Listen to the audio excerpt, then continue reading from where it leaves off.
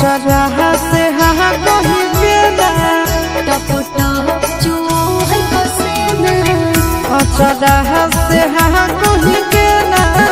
टप टप जुओ है पसीना चलो बाहर घूमे लेटे कसी में कि मजा मिले न थम सम पे पसीने ऐसी लगाई दो पे कसीने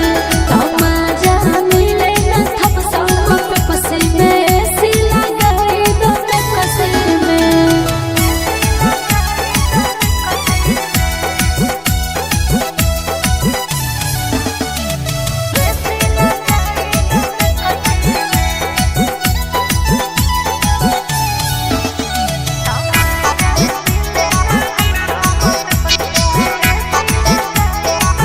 आगे पीले बर्फ के पानी